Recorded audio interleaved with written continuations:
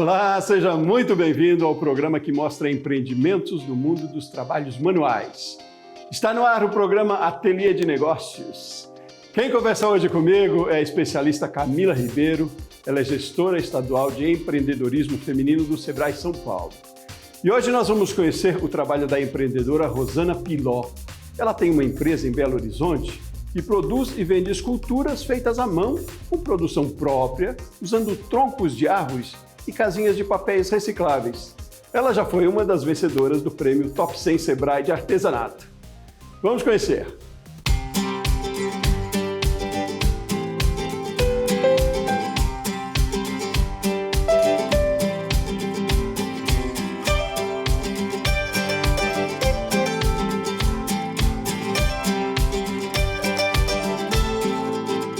Esse projeto surgiu quando eu uni a técnica de arquitetura com a técnica de escultura, né?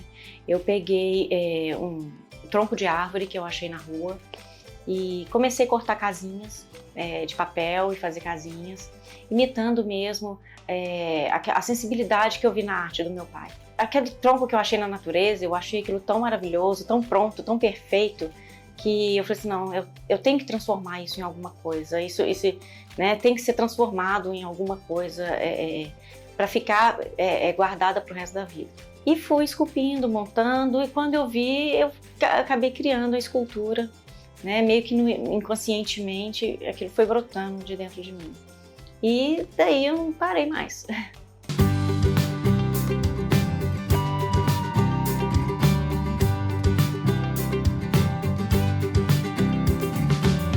Meu nome é Rosana Piló, sou arquiteta e tenho 52 anos. Meu interesse por trabalhos manuais surgiu através do meu pai, que era um artista não de profissão, mas de alma. E ele nos presenteava com coisas que ele mesmo fazia, normalmente. E um desses presentes foi uma favelinha, que ele apelidou carinhosamente. Uma escultura que ele fez, uma miniatura, na verdade, de vilas e comunidades, né, aqui de Belo Horizonte, ou então do imaginário dele.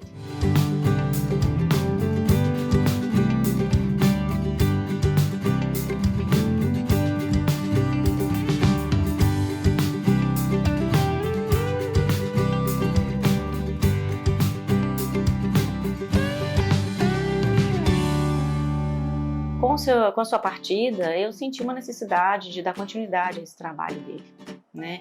E como arquiteta, eu fazia maquetes para os meus clientes na hora que eu terminava um projeto.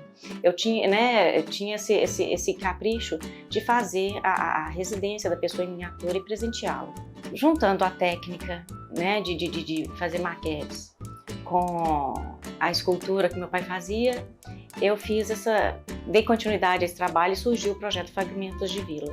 A arquitetura me ajuda muito no meu processo, né, nesse projeto no meu projeto de fragmentos de vilas, porque ela é a base de todo o meu conhecimento. Com ela eu aprendi proporção, com ela eu aprendi estética, com ela eu aprendi ter essa noção da cidade, ter essa percepção da cidade, de pequenos bairros, de pequenas cidades, de grandes cidades, de cenários do campus, ela que me deu toda essa percepção e essa sensibilidade. Além também da técnica que eu tenho, que eu sou especialista em maquetes, né? Eu fui me especializando com os anos de arquitetura em maquetes.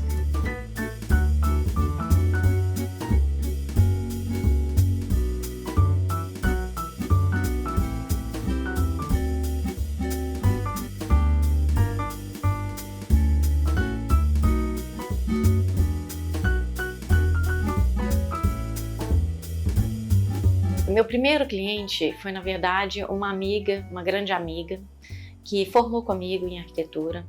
E ela conheceu meu pai e quando ela viu, ela se encantou e ela ficou muito emocionada. E eu queria presenteá-la, na verdade, assim como meu pai fazia comigo, mas ela não aceitou. Ela falou que ela seria a minha primeira cliente e quis pagar pela obra, pela peça. No primeiro momento eu fiquei um pouco constrangida, porque eu queria repetir aquilo que meu pai fazia com a gente, né, que era presentear as pessoas que eu amava. Mas eu entendi, né, que ali eu estava começando um caminho. Então eu senti a necessidade de mostrar para pessoas que fora do meu convívio social. E fiz um evento próximo da minha casa, era uma feira regional de arte e artesanato. E fiz despretensiosamente, né, mais para ver a reação de como seria. Quando eu expus as minhas obras, foi um encanto geral. As pessoas não conseguiam parar de olhar, algumas ficaram até emocionadas, né? Eu acho que eu consegui tocar a memória afetiva das pessoas, eu consegui tocar o imaginário das pessoas, a sensibilidade, né? Despertar assim, coisas que eu nem imaginava que iriam despertar. E aí surgiu meus primeiros clientes, né? Eu não tinha preço, eu não tinha ideia de quanto que eu venderia aquela arte e não sabia nem lidar com aquilo, porque eu queria só expor meu trabalho para ver a reação das pessoas. E de repente elas queriam comprar. Aí eu procurei o Sebrae para tentar me organizar de uma maneira, porque eu nunca tinha tido um comércio, né? A arquitetura é um comércio, mas é diferente. Não é uma coisa imediata que você vende e recebe o dinheiro imediatamente. Você tem um tempo ali. São poucas peças, não faço muitas e nem quero produzir em larga escala, porque aí eu perco a minha essência, né? Que é fazer poucas peças com muito amor, com muita afetividade. Eu preparo de 10 a 20 peças, né, quando eu tenho algum evento, e exponho essas peças, ou vendo essas peças. Trabalho muito também com encomendas, que é um ramo que surgiu também junto com o meu projeto e que me deixou muito feliz, porque a pessoa ela quer registrar, ela quer tornar eterno alguma coisa que marcou a vida dela. Não tenho estoque e não consigo fazer uma peça igual a outra, mesmo que a pessoa peça. Eu não tenho um tema fixo. Eu só faço um tema fixo quando o cliente me pede. E quando o cliente me procura, eu não sugiro tema, eles que me pedem para fazer uma leitura, né, uma visão minha daquilo que ele me traz como tema.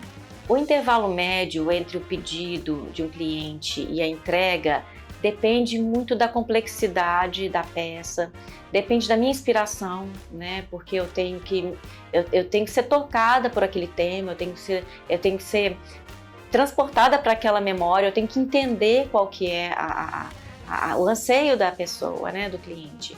Então depende. Tem peças que eu faço em 15 dias, tem peça que eu faço em 2 dias, tem peça que eu faço em 30 dias.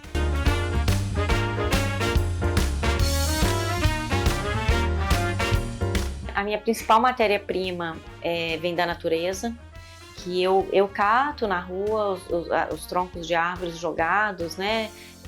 Não retiro nenhum, né? Da própria árvore, são os troncos que estão geralmente no chão. O papel também é reciclado. Geralmente é caixa de cereal, caixa de camisa, que eu vou, né, reciclando, cortando e pintando, né? As tintas eu compro próximo de casa, que é para incentivar o comércio local. O processo de produção das minhas peças é totalmente manual e único. Sou eu mesmo que faço. Desde a coleta do material, né, até o preparo,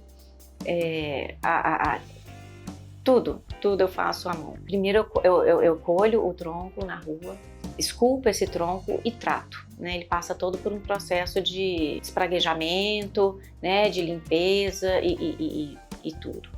Depois disso eu faço as casinhas, né? Eu monto todas as casinhas, os predinhos, os barracões, né? Faço tudinho e reservo, vou separando.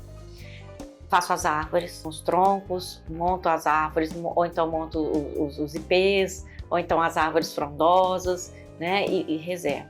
Na hora que já está tudo preparado, eu monto. Aí que vem o processo criativo, porque aí eu jogo tudo na mesa e vou montando, né, aquilo eu deixo brotar a minha intuição, a minha memória, né, as minhas imagens que eu tenho registradas, né, comigo, e eu vou montando intuitivamente as peças.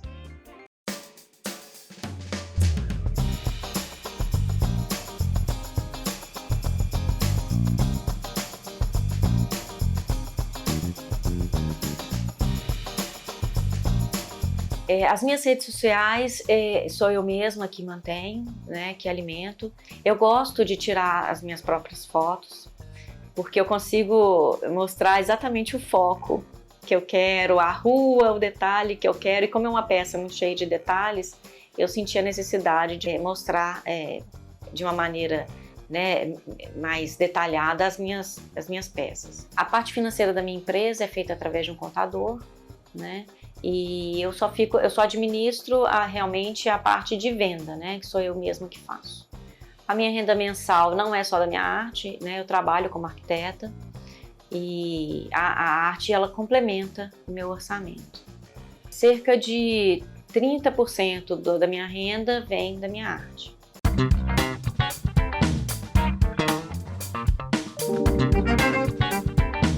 A dificuldade que eu encontro em relação ao meu produto é mais relacionado à venda mesmo, porque eu trabalho com produto com uma carga emocional muito grande. Então, como que você precifica um produto desse, né? Sem ficar caro demais e sem ficar barato demais.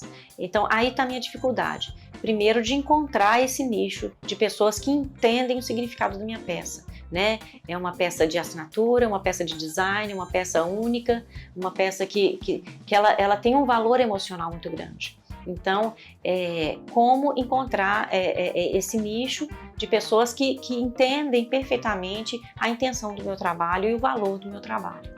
Para o futuro, eu pretendo ampliar mais os meus negócios, talvez fazer um lugar físico para poder ter exposições permanentes, exposição e vendas das minhas peças, né? Eu pretendo fazer um livro também sobre essas peças, sobre essa história que eu carrego, né, com esse meu projeto Fragmento de Vilas. Eu pretendo fazer viagens, né, assim, com exposições para várias cidades, para lugares, quem sabe para o mundo, né, exposições com venda, né, para cada vez mais pessoas conhecerem o meu trabalho, né. E também tentar encontrar pessoas que possam seguir junto comigo nessa caminhada, né? Para não ficar um negócio só meu, né? Começar a dividir com alguém também esse meu trabalho, esse meu sonho, né? Para poder prolongar esse legado, passar esse legado aí para outras pessoas também, assim como meu pai me passou.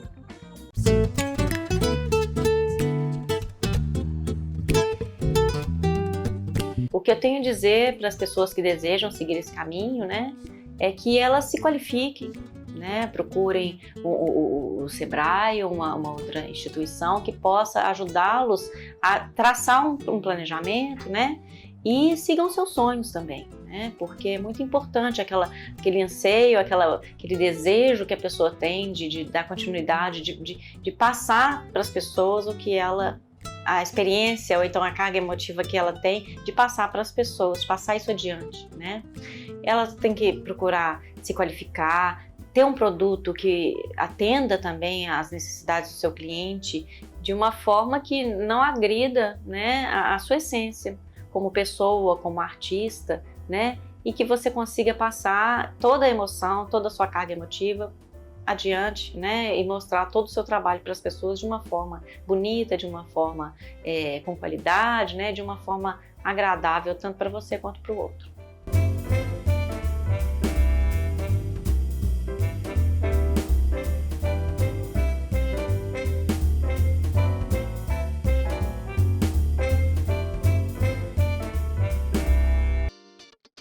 Olha só, né, gente? A Rosana encontrou uma forma de empreender com sustentabilidade.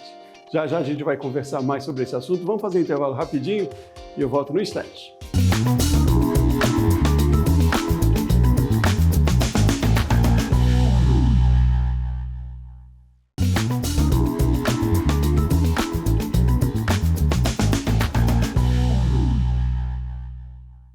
Muito bem, estamos de volta com o programa Ateliê de Negócios. E agora a conversa é com Camila Ribeiro, ela é gestora estadual de empreendedorismo feminino do Sebrae São Paulo. Camila, seja muito bem-vinda. Muito obrigada pelo convite, é uma honra estar aqui com vocês. Muito bom, obrigado a você por participar, por dispor do seu tempo para conversar com a gente. Você viu que interessante a história da Rosana, né? Era uma história que era do pai dela, e ela, não, de certa forma, não sucedeu, mas manteve a tradição da família, produzindo hoje com qualidade. Queria uma leitura sua sobre essa história, sobre esse case. O que a Rosana aplicou de mais certo em aproveitar dessa oportunidade, desse conhecimento para fazer um negócio? Incrível, né? É um case muito gostoso de assistir e, sobretudo, especial. A gente observar mulheres à frente de negócios, tocando lindamente uma história familiar. Eu falo, né, que artesanato é afeto em peças únicas, porque a gente está falando de arte, né? Então, são peças únicas. E ela coloca isso a favor do empreendedorismo, a favor da geração de renda para ela, para sua família. Isso é muito importante. E você percebe que ela tem um cuidado em cada peça, ou seja, ela tem um cuidado com o seu produto, com o cliente que vai receber e, claro, com o ecossistema. A gente falou aqui de sustentabilidade, isso é muito importante. Você vê, né? Ela aproveita de um potencial, de uma tradição, né? É já um diferencial, né? Tem uma identidade nesse trabalho.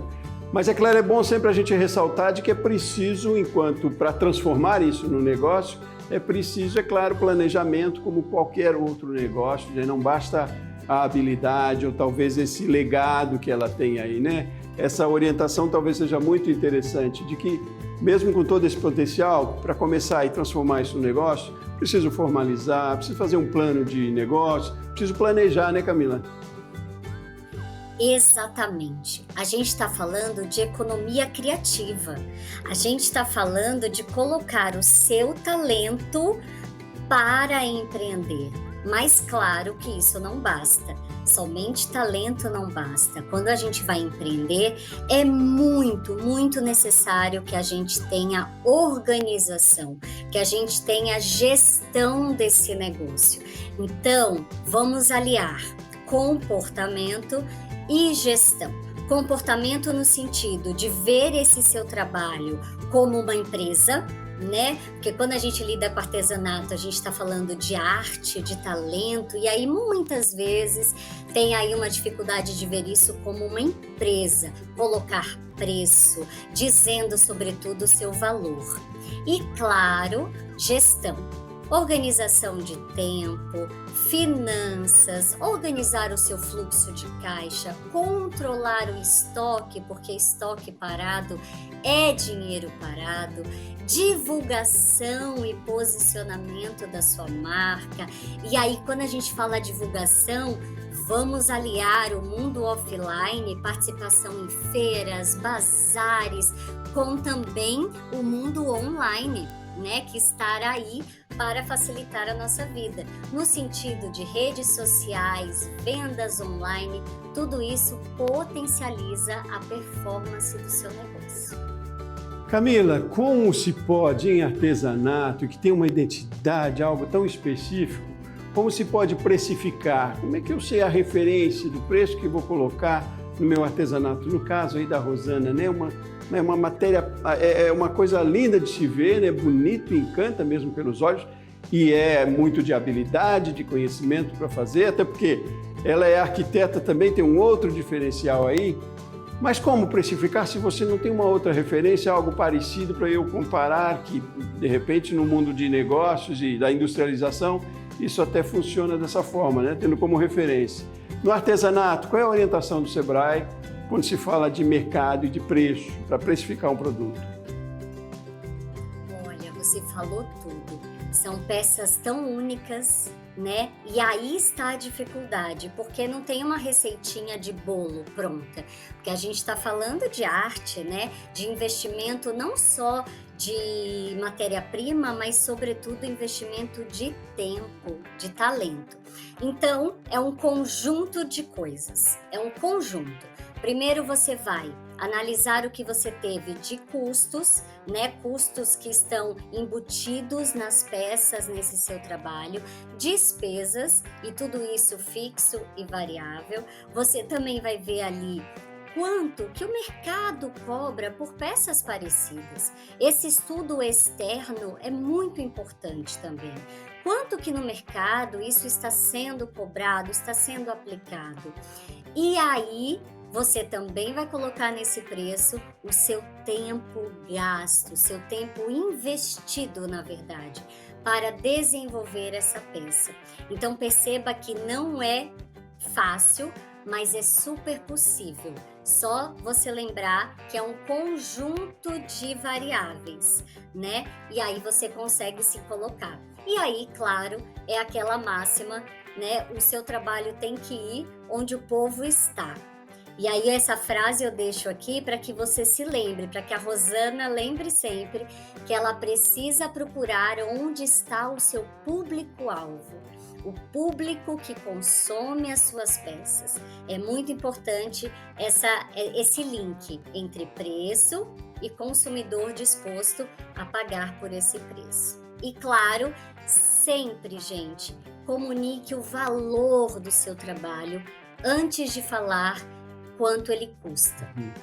Ótimo, ótimo, é isso, né? Tem que começar com esse poder, né? E aliás, as empresas, também os consumidores, mas empresas que têm no seu quadro também mulheres empreendedoras, que são prestadoras de serviço, precisam entender isso mais também, né? Isso é produtivo, né? Quanto mais valor se dá ao profissional, e aí, independe do gênero, mas a gente está aqui falando do gênero feminino, mais produtivo ele é, mais resultados tem, né? Você falou ainda há pouco de que tem que ter uma condição de saúde boa, né? Saúde mental, saúde profissional, saúde financeira, para que desenvolva bem o seu trabalho, né? Então, isso também cabe muito de uma postura, você falou aí da postura que a mulher já tem que carregar, mas o mercado tem que carregar isso, né? O fornecedor ou quem recebe aquele produto de uma mulher empreendedora tem que entender mais isso também, né? De que aquilo ali não é só um bolinho, não. E se fosse, já não seria pouco. Mas não é só um bolinho, né? Precisa desse entendimento de todo mundo, né, Camila? Exatamente. Quando uma mulher empreende, há muito valor nisso. Ela impacta a sua família, ela impacta o bairro, ela impacta uma sociedade. As mulheres empreendendo, a gente tem aumento do PIB. A gente precisa entender que de 3 anos para cá, os novos, que a gente chama de novos negócios, mais de 50% são de mulheres à frente. Claro, muitas vezes por oportunidade, né? Essas mulheres viram oportunidade de abrir um negócio, mas muitas, e a grande maioria, é por necessidade. Porque elas ficam mais desempregadas do que o homem. Foram as mulheres as mais demitidas durante a pandemia. Então, esse olhar nosso precisa estar muito atento a isso, né? Poxa, essa mulher está empreendendo por necessidade, então tem muito valor o que ela está fazendo ali, né? Ela deixou de fazer muitas coisas para estar empreendendo, para empreender em prol da sua família. Então, isso é muito importante. E lembrar sempre do impacto positivo e significativo que tem uma mulher gerando renda para a sua família. Mas você está vendo isso já com uma expectativa boa? A gente está entrando nesse entendimento, eu digo mercado, mundo, Brasil, enquanto fala assim empresa, empreendimento, assim, que começa pequenininho, a gente está entendendo já o quanto isso é importante? Como é que a gente está no Brasil? Olha, eu sou super otimista, né? Então eu gosto de ver sempre o lado positivo, porque eu acho que esse é um caminho que nos deixa mais esperançosos. Mas de fato, estamos ganhando mais lutas do que perdendo, né? Ainda temos um longo caminho a percorrer, mas hoje o empreendedorismo feminino é muito mais valorizado do que antes, né? As famílias também entendem mais, né? Entendem mais quando uma mulher decide empreender, trabalhar mais do que o homem, enfim. Outra coisa importante e que a gente também está ganhando mais lutas, mas ainda tem um caminho a percorrer, é essa divisão de tarefas no lar, né, que a gente precisa ter um olhar atento para isso, porque é isso que faz com que as mulheres tenham menos tempo para se dedicar ao negócio, porque elas se dividem em muitos papéis. Então vamos ter atenção a essa divisão de tarefas entre homens e mulheres dentro de uma casa, entre parceiros, né, parceiras dentro de uma casa, porque a gente precisa, sim, dar autonomia para essa mulher ser quem ela quiser. Então, com certeza, a gente tem aí um caminho muito mais favorável do que antigamente, e o que ajuda muito isso são as redes. Então, mulheres, participem de redes de mulheres empreendedoras, de redes de líderes. O Sebrae tem um movimento lindo chamado Sebrae Delas, de capacitação, conhecimento, mentoria, rodadas de negócios. E lá vocês vão encontrar mulheres que vivem dores e alegrias parecidas com as de vocês.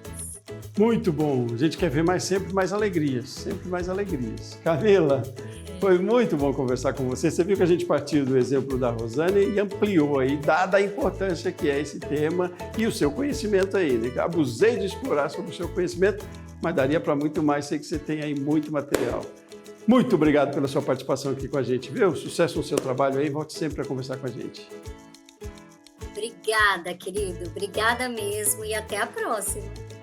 Muito bem, muito obrigado a você também que acompanhou a gente até agora. Ateliê de Negócios volta no próximo programa. Um abraço grande e até mais.